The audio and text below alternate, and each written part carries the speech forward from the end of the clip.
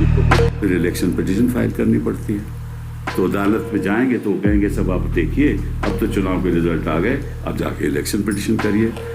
नमस्कार, मैं हूं रंजीत झा और आप देख रहे हैं दी समाचार एक्सप्रेस। रिटायरमेंट से पहले सीजेआई बी.आर. गवई को एक से बढ़कर एक बड़ी चुनौतियों का सामना करना पड़ रहा है। हाल ही में आरजेडी की कैंडिडेट श्वेता सुमन के नॉमिनेशन रद्द होने का केस उनके सामने पहुंचा तो सीजेआई ने खुद ही कहा कि इलेक्शन पिटीशन दाखिल करके मेरे पास आइए, फिर हम इस पर सुनवाई करेंगे। उन्होंने बड़ी आसानी से इस मामले को चुनाव के बाद के लिए टाल दिया, लेकिन अब सीजेआई बी.आर. गवई के लिए परेशानी तब बढ़ गई है जब बीजेपी के एक बड़े नेता के नॉमिनेशन को रद्द कराने के लिए सुप्रीम कोर्ट में याचिका दाखिल कर दी गई है और फाइल सीजेआई बी.आर. गवई के सामने पहुंच गई है। ये बड़े नेता कोई और नहीं, उम्र में झूठ बोलने वाले, अपनी डिग्री पर फंस जाने वाले बिहार के डिप्टी सीएम सम्राट चौधरी हैं। सम्राट चौधरी के खिलाफ एफआईआर दर्ज करने की मांग की गई है और वहीं चुनाव आयोग की भी नींद उड़ाने जैसी याचिका में बातें कही गई हैं। लेकिन सीजेआई बी.आर. गवई के लिए टेंशन अभी भी बहुत बड़ी नहीं थी। वो इसमें भी यही कहेंगे कि इलेक्शन के बाद आइए और चुनाव याचिका दाखिल कर दीजिए, फिर हम इस केस की सुनवाई करेंगे। तब तक वो शायद रिटायर भी कर जाएंगे, क्योंकि इतनी जल्दी इस केस में सुनवाई होती कहां है। फिर अगले चीफ जस्टिस जो बनेंगे, जस्टिस सूर्यकांत, उनके लिए यह देखना होगा कि केस को कैसे डील करते हैं। हर किसी का मानना है कि जस्टिस सूर्यकांत मोदी जी से प्रभावित हो जाते हैं या प्रभाव में रहते हैं। खैर, यह आरोप है, बाकी आप लोग खुद तय कीजिएगा उनके जजमेंट को देखकर। हालांकि वर्तमान सीजेआई बी.आर. गवई के लिए मुसीबतें धाकड़ वकील कपिल सिब्बल ने भी बढ़ा दी हैं। चुनाव याचिका की जब बात होती है तो उन्होंने ऐसी कड़वी सच्चाई सीजेआई बी.आर. गवई को सुनाने के लिए कह डाली है, जिसे चुनौती के रूप में ही गवई साहब को देखना पड़ेगा। और जो अगले सीजेआई बनने जा रहे हैं, जस्टिस सूर्यकांत, भी इस मामले की गंभीरता समझेंगे। तो चलिए बारी बारी से सारे मामले को आपके सामने क्लियरली रखते हैं। सबसे पहले तो यह समझिए कि सम्राट चौधरी के खिलाफ जो सुप्रीम कोर्ट में याचिका पड़ी है, उसमें क्या सब मांग की गई है। कहा गया है कि चुनाव आयोग सम्राट चौधरी के झूठे हलफनामे के खिलाफ स्वतः संज्ञान लेकर मुकदमा दर्ज कराए और इसकी जांच कराए। क्या क्या गड़बड़ी की है सम्राट चौधरी ने, वो जरा हम आपको बता देते हैं। सुप्रीम कोर्ट से यह मांग की गई है कि जनप्रतिनिधित्व अधिनियम आरपी एक्ट 1951 की धारा 125A के तहत चुनाव आयोग को अभियोजन शुरू करने का निर्देश दिया जाए। यह सम्राट चौधरी की मुश्किलें बढ़ा सकती हैं। तारापुर से उन्होंने उम्मीदवारी पेश की है, वहां अब वो जीत को लेकर आश्वस्त हैं, लेकिन इसके बावजूद हलफनामे में हेराफेरी कर हर बार चुनाव में गुल खिलाने वाले सम्राट चौधरी की मुश्किलें अगर बढ़ी तो अमित शाह और नरेंद्र मोदी भी टेंशन में आ जाएंगे, क्योंकि इन्हें बड़े चेहरे के तौर पर वो लगातार प्रोजेक्ट करते रहे हैं। इतना ही नहीं, सम्राट चौधरी के खिलाफ सुप्रीम कोर्ट से यह मांग की गई है कि उन्हें बिहार के उप मुख्यमंत्री के पद और कर्तव्यों से हटाने के लिए चुनाव आयोग को निर्देश जारी किया जाए। इसके आगे भारत के चुनाव आयोग और सभी संवैधानिक प्राधिकारियों को निर्देश सुप्रीम कोर्ट जारी करे कि वे उनके नॉमिनेशन पत्र को अस्वीकार कर दें, रद्द कर दें, जहां भी विरोधाभास मौजूद हो। अब ऐसे में सोचिए कि श्वेता सुमन के जाति प्रमाण पत्र की संवैधानिकता जांचने का अधिकार क्या सेक्शन 36 आरपी एक्ट के तहत उन रिटर्निंग ऑफिसर के पास था? इसके बावजूद बीजेपी के नेताओं की शिकायत पर आरजेडी की कैंडिडेट श्वेता सुमन के नॉमिनेशन को रद्द कर दिया जाता है। मामला सुप्रीम कोर्ट में जाता है तो फिर वहां कहा जा रहा है कि इलेक्शन पिटीशन दाखिल कीजिए, फिर सुनवाई करेंगे।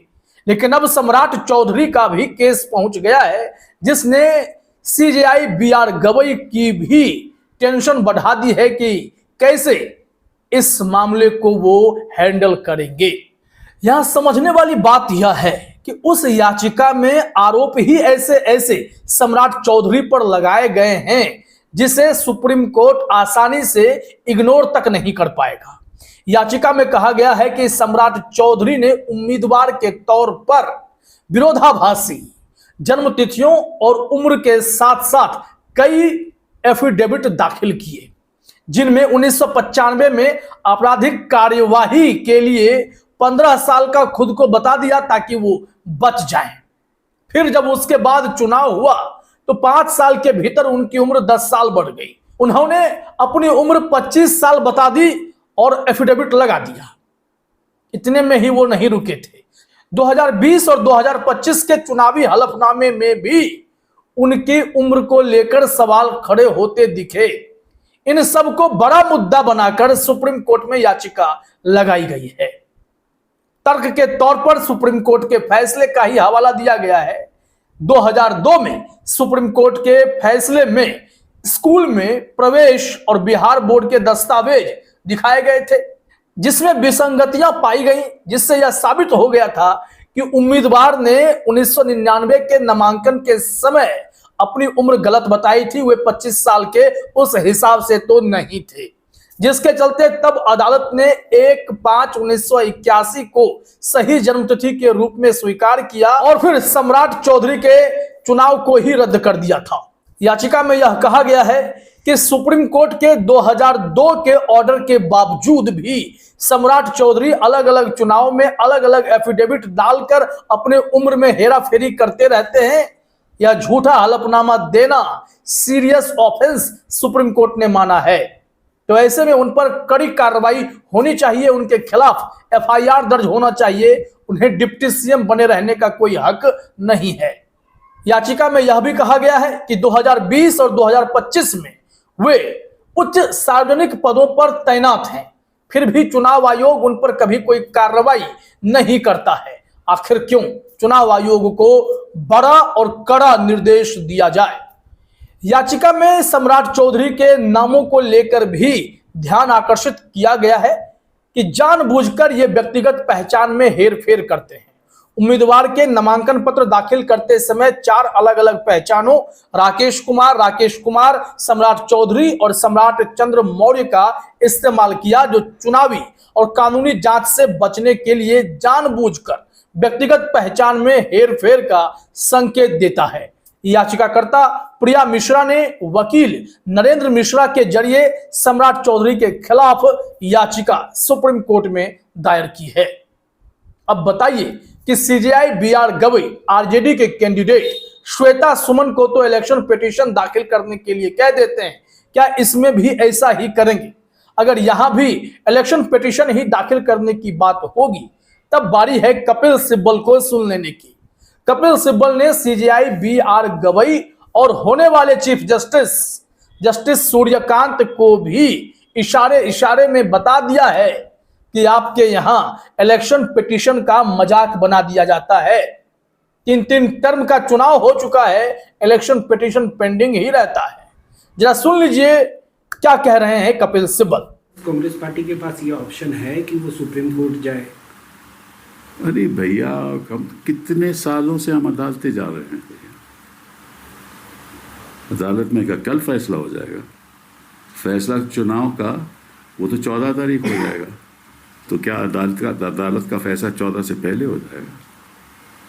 और फिर आपको मालूम है कानून कहता है कि अगर चुनाव में फैसला हो जाए तो फिर इलेक्शन पिटीशन फाइल करनी पड़ती है। तो अदालत में जाएंगे तो कहेंगे सब आप देखिए, अब तो चुनाव के रिजल्ट आ गए, अब जाके इलेक्शन पिटीशन करिए। और आपको मतलब अगर हिंदुस्तान की इलेक्शन पिटीशन का इतिहास अगर आपको मालूम है तो कई ऐसी इलेक्शन पिटीशन हैं जो 3 टर्म तक पेंडिंग रहती हैं।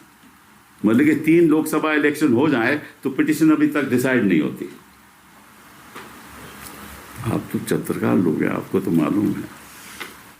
तो सुन लिया आपने, कपिल सिब्बल ने एक तरीके से सुप्रीम कोर्ट की आत्मा को झकझोरने का काम किया है।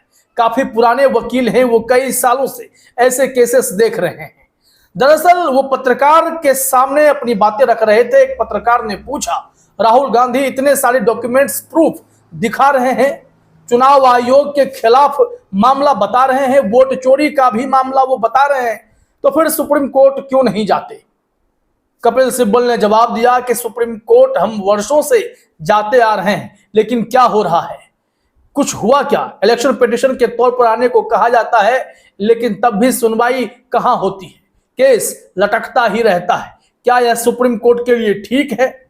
उन्होंने कहा जवाब तो जनता देगी इन लोगों को, लेकिन जो मुख्य उनका उद्देश्य था आज के प्रेस कॉन्फ्रेंस का, वह यह था कि बिहार के चुनाव में हरियाणा के करनाल से 3 स्पेशल ट्रेनें भेजी गई थी, फिर यह अलग अलग राज्यों से क्यों नहीं गई? और इसका पैसा किसने भुगतान किया है? बीजेपी की तरफ से हुआ है तो अश्विन वैष्णव जो रेलवे मंत्री हैं, उन्होंने जानकारी सार्वजनिक क्यों नहीं की? ये 6000 लोग जो आए हैं वोट करने के लिए, क्या 6 तारीख के बाद वो 11 तारीख को भी किसी और कॉन्स्टिट्यूएंसी में वोट कर देंगे? क्या खेल होने वाला है? इन सब का उन्होंने जवाब मांगा है और क्लैरिफिकेशन देने को कहा है कि चुनाव आयोग तो कुछ कहेगा नहीं, कम से कम रेलवे मंत्री ही कुछ कह दें। तो कुल मिलाकर देखा जाए तो बीजेपी का षड्यंत्र बहुत बड़ा है, और दूसरी तरफ यहां चुनाव आयोग हो या अदालत हो, हर किसी के लिए परीक्षा की घड़ी है कि अपनी संवैधानिक संस्था को ये कैसे बचाएंगे। चुनाव आयोग तो खैर बीजेपी के सहयोगी के तौर पर ही उभर कर सामने आया है, लेकिन सुप्रीम कोर्ट से उम्मीदें बाकी हैं। जो भी सीजेआई बनेंगे उनके पास कमान होगी कि देश की लोकतांत्रिक व्यवस्था को वो जीवित रखें और चुनाव आयोग जैसी संवैधानिक संस्था को उनके कर्तव्यों के निर्वहन के लिए सख्त आदेश पारित करें। फिलहाल इस वीडियो में इतना ही। आप तमाम साथियों का हमसे जुड़ने के लिए बहुत बहुत धन्यवाद, शुक्रिया।